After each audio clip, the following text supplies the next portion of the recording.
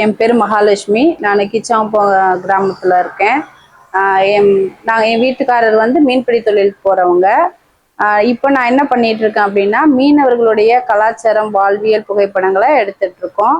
இது ஒரு ஃபோட்டோ வந்து ஒரு அழகுக்காக எடுக்கிறது இல்லை, அவர்களுடைய வாழ்வியல் எப்படி இருக்கு, அவங்களுடைய வாழ்விடம் எப்படி இருக்கு, சமைக்கிற விதம் எப்படி இருக்கு, கலாச்சாரம் நிகழ்வுகள்லாம் எப்படி நடத்துறாங்க, அதை வந்து சார்ந்த புகைப்படத்தை தான் இப்போ நம்ம எடுத்துட்டு இருக்கோம்.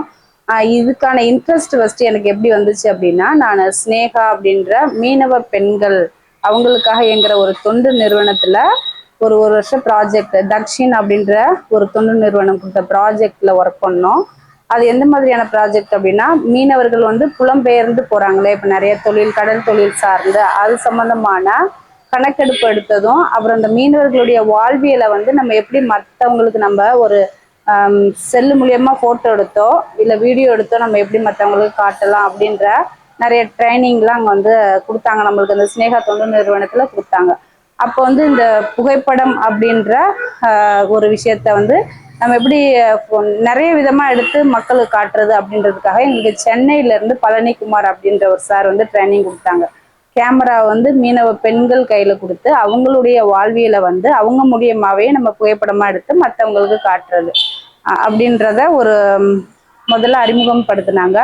அப்புறம் நாங்க பெண்கள் ஒரு 6 பேர் சேர்ந்து நாகப்பட்டினம் மாவட்டத்துல நாங்க ஒர்க் பண்ணோம் அந்த ப்ராஜெக்ட்ல.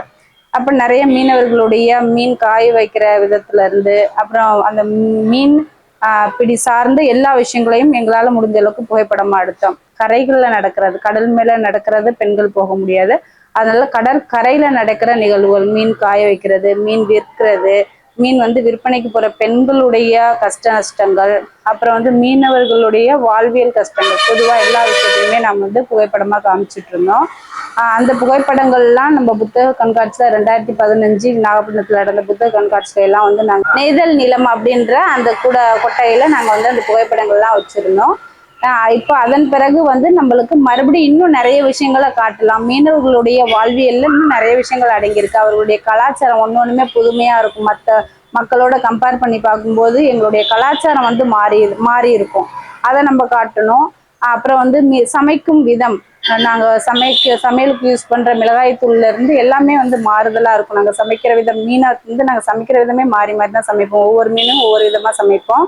அந்த இதையுமே வந்து நம்ம மக்களுக்கு சொல்லணும். அதுக்கப்புறம் மீன் கட் பண்றது, சுத்தம் செய்யறது, ஒவ்வொரு மீனுக்கும் ஒவ்வொரு விதமா சுத்தம் செய்வோம். அதெல்லாம் வந்து மக்களுக்கு வந்து நம்ம புகைப்பட வடிவிலாகவும் எடுத்து காட்டணும் அப்படின்னு சொல்லிட்டு இப்ப எடுத்துட்டு இருக்கோம். அப்புறம் மீனவர்களுடைய வாழ்விடங்கள், எங்களுடைய வாழ்விடங்களை நாங்க வந்து எப்படி சுத்தமா வச்சிருக்கோம், எந்த மாதிரி வந்து நாங்க அதை பயன்படுத்துறோம் அந்த இடங்களை அப்படின்றத காட்டுறது.